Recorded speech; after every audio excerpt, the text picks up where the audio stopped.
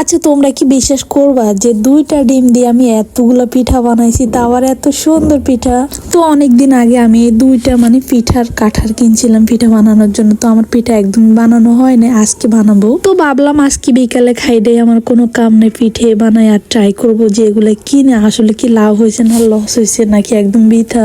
তো এখানে একটা ছিল ফুলের আর একটা হচ্ছে যে স্টার, কিন্তু স্টারটা এত বেশি একটা কাজে দেন নাই, ফুলেরটা কাজে দিছে। ফুলেরটা এত একটা গাঢ় না, সিম্পল পাতলা আর কি, ওইটাই কিন্তু বেশি কাজে দিছে। আর দেখো সবচেয়ে আমি ফুলগুলোই বেশি বানাইছি। আর এই যে আমার সবগুলো পিঠা একদম কাটা ডান, এখন সবগুলো ভাজবো তেলের মধ্যে। দুঃখের বিষয় হচ্ছে তোমাদেরকে ডোটা তৈরি করে দেখাতে পারলাম না। তো এখানে আমি 2টা ডিম আর ময়দা হালকা একটু চাউলের গুঁড়ি দিয়েছি যেন পিঠাটা অনেক সুন্দর হয়। প্রত্যেকদিন মিষ্টি আমি অনেক ব্যালেন্স করে দিছি, মিষ্টি জাতীয় খাবার এমনিতে আমার ভালো লাগে না, যেহেতু এটা ঘরে তৈরি করতেছি মিষ্টি একটু ব্যালেন্স করে দিলে ভালো।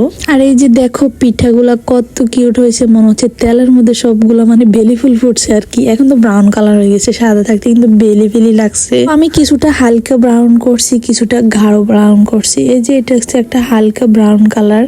তো এই নিয়ে আমার সবগুলো পিঠা ঢানা। আর সবচাইতে যেটা ভালো লাগছে পিঠাগুলো একদম তেল কম টানছে। তো ফাইনালি আমার এগুলোই হয়েছে পিঠা।